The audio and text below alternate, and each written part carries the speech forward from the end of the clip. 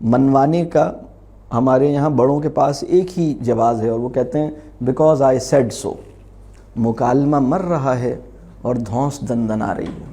غالب اس کے لیے مصیبت بن گیا ہے، لیکن اس کی شان میں ایک قصیدہ اس نے یاد کر کے ایگزام میں لکھ دیا۔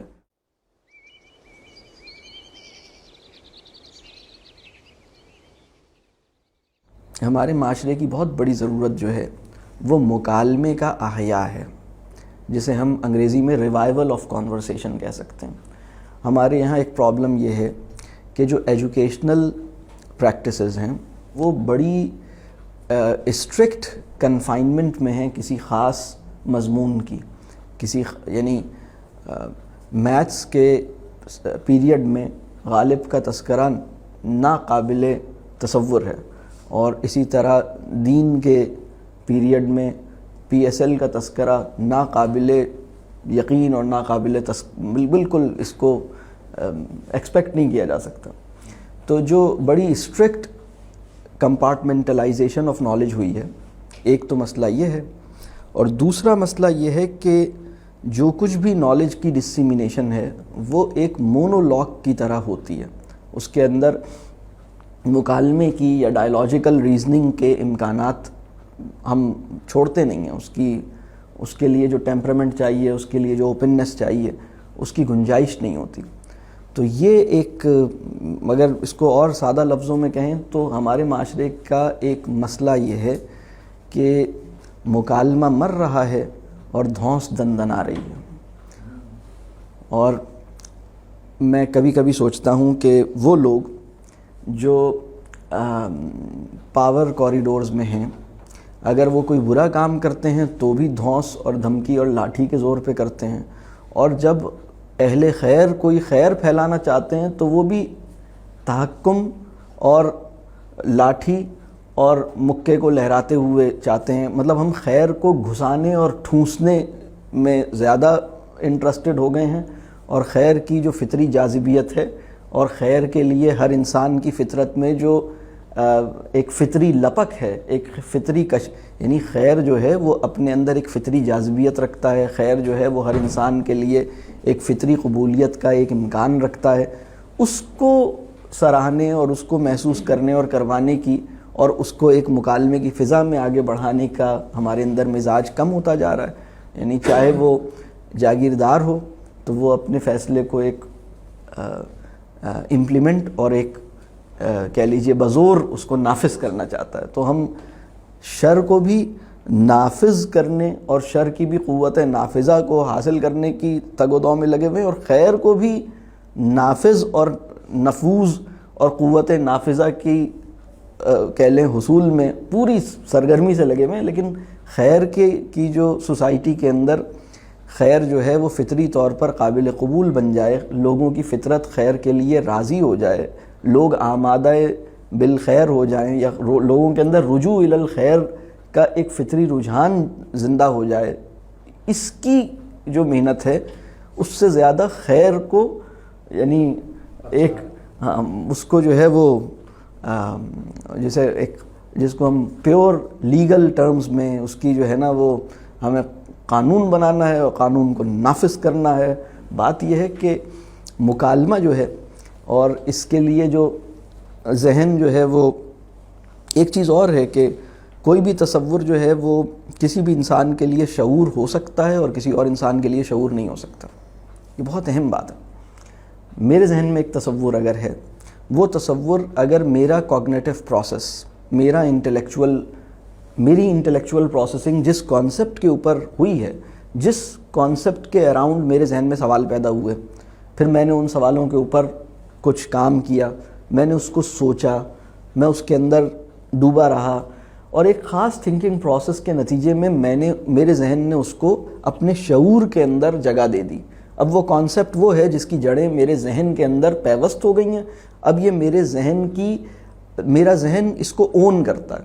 وہ کانسیپٹ جس کی اونرشپ میرے ذہن نے قبول کی ہے، وہ کانسیپٹ جس کی روٹس میرے ذہن کے اندر سے اگ رہی ہیں اور میرے ذہن کے اندر بڑھ رہی ہیں، اور وہ میرے ذہن کی پہلے سے موجود علمیت کے ساتھ بالکل انٹیگریٹ ہو گیا ہے، اس کو تو وہ تو میرے شعور میں جگہ پائے گا، ادروائز وہ ایک کانسیپٹ ہوگا، وہ میرے شعور میں جگہ نہیں پائے گا. میرا شعور اس کو اپنے اندر کہہ لیجئے، میرے شعور میں اس کانسیپٹ کی تحلیل نہیں ہو سکے گی، وہ میرے شعور کے اندر ڈیزالو نہیں ہو پائے گا. تو اگر فرض کیجئے وہ کانسیپٹ جو میں اپنے مخاطب کو یا اپنے اسٹوڈنٹ کو یا اپنے بچے کو، اب وہ ایک میرا کانسیپٹ ہے جس کو میں نے اس کانسیپٹ تک پہنچنے کے لیے اپنی لائف میں کچھ ٹائم لگایا ہے. آج میں 40 سال 50 سال کی ایج میں یا 30 سال کی ایج میں ایک آدمی نے ایک کانسیپٹ کے اوپر اپنی ساری زندگی لگا کے آج وہ وہاں پہنچا ہے، اور وہ چاہتا ہے کہ جیسے میں کہہ رہا ہوں ویسے مان لو، جیسے میں کہہ رہا ہوں ویسے سن لو، اور اس کو تم مطلب چونکہ یہ میں کہہ رہا ہوں بہت ساری چیزوں کو منوانے کا ہمارے یہاں بڑوں کے پاس ایک ہی جواز ہے، اور وہ کہتے ہیں because I said so. Why should we believe in this? Because I said it, because I said so, because you don't have any other choice. چونکہ بس میں نے کہہ دیا نا، تو چونکہ میں نے کہہ دیا، وہ ٹھیک ہے کہ آپ نے جو فرمایا ہے وہ بالکل حق پہ مبنی ہوگا، میں اس پہ شک بھی نہیں کر رہا کہ آپ نے جو فرمایا ہے اس میں کوئی مسئلہ ہو سکتا ہے. میں ابھی یہ والی ممکن ہے ہو بھی، لیکن میں ابھی اس کی بات نہیں کر رہا. لیکن جو صحیح کانسیپٹ ہے اس کی قبولیت کا جو فطری پروسیس ہے، اس کے لیے مکالمہ جو ہے وہ بہت مرکزی حیثیت رکھتا ہے. وہ کوئی ایسا بڑا تصور جس کو آپ کے مخاطب نے، چاہے وہ اسٹوڈنٹ ہے، چاہے وہ دوست ہے، چاہے وہ چھوٹا بہن بھائی ہے، چاہے وہ میرا بچہ ہے، میں ایک بڑا کانسیپٹ اس کو بتاتا ہوں یا اس کے اوپر کوئی بات کرتا ہوں اور اس کے اوپر کویسچن نہیں ہو رہا،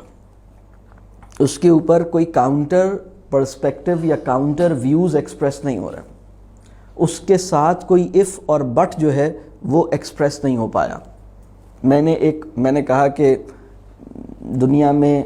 یہ چیز اچھی ہے اور یہ چیز بری ہے، اچھے لوگ یہ ہیں، برے لوگ وہ ہیں، کچھ میں نے اپنی ایک بات بتائی. اس میں کلام نہیں ہے کہ وہ بات غلط ہے، ممکن ہے وہ بات 100% صحیح ہو، لیکن جو بات میں نے اپنے بچے یا اپنے اسٹوڈنٹ کو بتائی ہے، اور وہ ایک بڑا کانسیپٹ ہے، اس کانسیپٹ کو مان لینے سے زندگی کچھ اور ہو جائے گی، اس کانسیپٹ کو نہ ماننے سے زندگی بالکل کچھ اور ہو جائے گی. وہ کانسیپٹ بڑا، وہ اینکرنگ کانسیپٹ ہے، وہ کانسیپٹ ایک بڑا کانسیپٹ ہے. وہ اس کانسیپٹ کو بجائے اس کے کہ وہ کانسیپٹ بچے کے ذہن میں ایک نیچرل انٹلیکچول یا کوگنیٹو پروسیسنگ کے نتیجے میں وہ ذہن کا شعور کا حصہ بنے، میں اس کانسیپٹ کو ٹھونسنے اور گھسانے اور پیئرس کرنے کے چکر میں رہتا ہوں. میں کہتا ہوں because I said so, you have to follow it, you have to, اس کے علاوہ you don't have any other choice. اس مسئلے سے ہو یہ رہا ہے کہ چیزیں جو ہیں وہ صحیح طور پر جا نہیں رہی، وہ شعور کا حصہ نہیں بن رہی. وہ ایک بہت ساری چیزیں ذہن نے سنی ہیں لیکن وہ قبول نہیں کیا اسے. تو مکالمہ جو ہے وہ بہت ہی اہم چیز ہے جس کو ہم نے ہمارے مزاجوں کے اندر، مکالمہ کیسے پیدا ہوتا ہے؟ مکالمے کے لیے میرا مزاج ٹھیک ہو، میرے اندر ایک اوپننس ہو، میرے اندر ایک تحمل ہو، اس کے نتیجے میں مکالمہ پیدا ہوتا ہے. مکالمہ میرے کنکلوژن کو تم ایکسیپٹ کر لو، اس فکر سے مکالمہ نہیں پیدا ہوتا، بلکہ تم خود اس کنکلوژن تک پہنچو جس کنکلوژن تک میں پہنچا ہوں، اور تمہیں اس کنکلوژن تک پہنچانے کے لیے میں تحمل کے ساتھ کھڑا رہوں گا، تمہیں فیسیلیٹیٹ کروں گا، تمہارے سوالات، تمہارے کاؤنٹر آرگیومنٹس کو میں اپریشیٹ کروں گا، میں اوپن ہوں کہ تمہارے ذہن میں جو بات آتی ہے تم بتاؤ. ہمارے یہاں اس وقت یہ نہیں ہو پایا ہے، اور اس کی وجہ سے جو ہے وہ بہت سے، یعنی جو اس وقت جدید تعلیم یافتہ ذہن ہے وہ اس کو بڑے مسائل ہیں. مطلب اس وقت اگر یہ دنیا اس وقت اس طرح ہوتی کہ پوری دنیا میں پوری کی پوری دنیا جو ہے وہ انکار کے دنیا جو ہے نا اس میں یعنی انکار کے امکان سے بالکل فارغ ہوتی دنیا. یعنی اس وقت جو سوسائٹی ہے وہ ہم انکار کی فضا میں زندہ ہیں. انکار سے مراد یہ ہے کہ ہم حق کے انکار کی فضا میں سانس لے رہے ہیں. ٹھیک ہے، ایسی صورتحال میں ہمارے بچے جو ہیں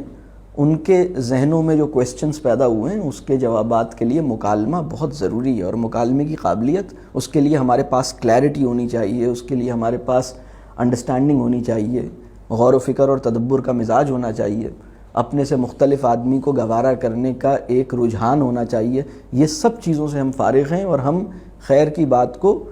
مطلب حکمن ذہن میں ٹھوسنا چاہتے ہیں. تو اس سے پیچیدگیاں پیدا ہوتی ہیں. آپ لوگوں سے پوچھیں آخری دفعہ کوئی سوال کب کیا تھا, جسے میں سوال کہتا ہوں, یعنی کچھ وہ بچوں نے آخری دفعہ سوال یہ کیا تھا کہ پانی پینے جاؤں, یا سوال یہ کیا تھا کہ اس کام کو ہوم ورک ڈائری میں کروں یا CW میں کروں, یا سوال یہ کیا تھا کہ یہ ایگزام میں آئے گا. یہ سوال نہیں ہے. سوال جسے یعنی کسی بھی موضوع پر وہ سوال جو سوال ہونے کو کوالیفائی کرے, ایسا ایکسپریشن جب یہ 5 سال سے چھوٹے تھے تو پھر تو بہت پیدا ہوتے تھے, اور جیسے جیسے یہ اسکول کے شیکلز میں بالکل گرپ ہو گئے اور پھر ٹیوشن اور سارے سسٹم ان کے اندر سے سوال کرنے کی قابلیت, ذہن کو بنجر کر دیا. اب اس ذہن میں سوال کی کومپل نہیں اگتی. سوال جو ہے وہ کومپل کی طرح ذہن میں اگتا ہے نیچرلی. ویڈز ہیں یہ جو ذہن کے اندر, سرزمین ذہن کے اندر اگنے والی سوالات کی کومپل, تو وہ اب نہیں ہوتی. اب ذہن بنجر ہو گیا, اب سوال نہیں کرتا, اب وہ صرف سنتا ہے. جو آپ فرماتے ہیں مان لیتا ہے, پتہ نہیں مانتا بھی ہے کہ نہیں مانتا, بس وہ, بلکہ اسے تو یہ احساس, اسے پتہ بھی نہیں ہے کہ میرے پاس ماننے نہ ماننے کا کوئی اختیار موجود ہے. وہ کہتا ہے بس جو ان لوگوں نے فرمایا ہے بس اس کو, بس ماننا نہ ماننے کو بھی نہیں سوچتا. وہ کہتا ہے کہ ایگزام میں آئے گا کیا لکھنا ہے مجھے, غالب کے شان میں لکھنا ہے یا غالب کے خلاف لکھنا ہے. اچھا تو بس صحیح ہے, غالب اس کے لیے مصیبت بن گیا ہے, لیکن اس کی شان میں ایک قصیدہ اس نے یاد کر کے ایگزام میں لکھ دیا ہے. آپ سوچیں, قائد اعظم اسے ایک آنکھ نہیں بھا رہے, لیکن قائد اعظم کی شان میں اس نے کئی باتیں مطلب اسے لکھنی پڑ رہی ہیں, حالانکہ اسے کچھ سمجھ نہیں آ رہا ہے قائد اعظم کیوں آئے تھے, اتنے سارے رہنما کیوں تحریک پاکستان میں تھے, اتنے ساروں کے نام اور اتنے ساروں کی ڈیٹ آف برتھ مجھے یاد کروانی پڑتی, مطلب یہ 1-2 لوگوں نے کیوں نہیں یہ کام کر لیا. اتنی مشکل ہوتی ہے اسے, اور خواہ مخواہ مطلب بیچارہ الجھا ہوا ہے, اس کو کچھ نہیں سمجھ آتا. بالکل اس جگہ پر یہ چاہے نیوٹن ہوں, چاہے ردر فورڈ ہوں, کوئی بھی ہوں, عجیب ایک مشکل اس کو پیش آتی ہے. آپ دیکھیے کتنی عجیب بات ہے کہ جب آپ کسی بچے کو شاعری پڑھاتے ہیں اور آپ اس سے یہ نہیں پوچھتے کہ یہ کیسی لگی. ظلم ہے کسی بھی انسان کے ساتھ کہ آپ اسے شعر سنائیں اور اس پر اس کی فیلنگز کو ایکسپریس نہ ہونے دیں. آپ اس سے کہیں, یعنی ایک بچہ اس کو ہاؤ ڈز اٹ ساؤنڈ, یہ جو سوال ہے نا, یعنی اس کی, اگر میں ایک پوئٹری سناؤں, اس پوئٹری کی فونیٹک بیوٹی یا اس کے فونیٹک پیٹرن پر پہلا رسپانس میں آڈینس سے کہوں کہ بھائی سننے میں کیسی لگی, اس کی فونیٹکس جو ہیں وہ بیوٹیفل ہیں, یہ میلوڈیس ہے, اس کے اندر ردم ہے یا نہیں ہے, اس کے اندر ایک بیلنس ہے یا نہیں ہے. تو ایک تو پہلا رسپانس آڈینس مجھے اس پر دے, اس کے بعد پھر میں کہوں کہ بھائی اس سے تمہاری کیا فیلنگز ہیں. اور شاعری ایسی چیز نہیں ہے کہ اس کا ایک فکسڈ سنگل مونو انٹرپریٹیشن ہو. شاعری ایسی چیز ہے کہ ہر انسان اپنے اپنے ایکسپیرینس کے ساتھ اس کو ڈیفرنٹلی انٹرپریٹ کرتا ہے. یہ اوپننس ہمارے یہاں پوئٹری کی ٹیچنگ میں ہی نہیں ہے. ہم کہتے ہیں کہ بھائی وہ جو فلاں ٹیچر کے پچھلے 45 سال سے نوٹس چلے آ رہے ہیں اس میں جو انٹرپریٹیشن لکھا ہوا ہے وہ سب نے رٹنا ہے, کیونکہ اس نوٹس کی وجہ سے سننے میں یہ آیا ہے کہ لوگوں کا اسٹریٹ A آ جاتے ہیں, مطلب A+ آ جاتا ہے, لہٰذا ہم سب نے اس پر ایمان لانا ہے. بالکل اس طرح جاہلوں والا کام, بہت بالکل. اور یہ اوپننس ایون سائنس کے اندر, میتھمیٹکس کے اندر وہ گنجائش ہمیں پیدا کرنے کی ضرورت ہے کہ بھائی ایک بچہ یہ کہتا ہے کہ میں اس کویسچن کو اپنے طریقے سے سولو کر سکتا ہوں اور اس کا سلوشن, یہ کویسچن مجھے سمجھ آ گیا, پرابلم میتھس کا ایک پرابلم ہے, وہ کہتا ہے یہ میتھس کا پرابلم مجھے سمجھ آ گیا, میں اس میتھس کے پرابلم کو اپنی طرح سے سولو کر کے اس کا سلوشن دے سکتا ہوں. ہمارے یہاں یہ قابل قبول نہیں ہے. ہم کہتے ہیں کہ نہیں, ہم یہ کہتے ہیں کہ بیٹا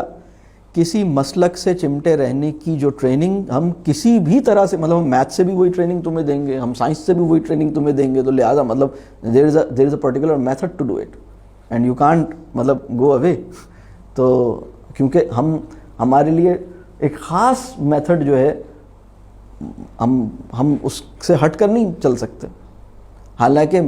میتھس کے اندر میتھڈ فروعی حیثیت رکھتا ہے, میتھس کے اندر مسئلہ اور اس کا حل بنیادی حیثیت رکھتا ہے, لیکن ہمارے یہاں فروع کو بنیاد پر فوقیت حاصل ہے اور اس کے اوپر ہم مطلب اس مسئلے پر بھی مکالمے پہ تیار نہیں ہے کہ ایسا کیوں ہے. مطلب میری بات سمجھ آ رہی ہے؟ ہاں نمبر کٹے، صحیح، بالکل ایسا ہی ہے، بالکل ایسے ہی، بالکل ایسے ہی. تو اس پر کم از کم ہم ایک پولائٹ مینر میں، ایک ایکیڈیمک مینر میں اس پر ایک سوال تو اٹھائیں، اس کو ہم کم از کم کوشچن تو کریں کہ ایسا کیوں ہے. کیا خیال؟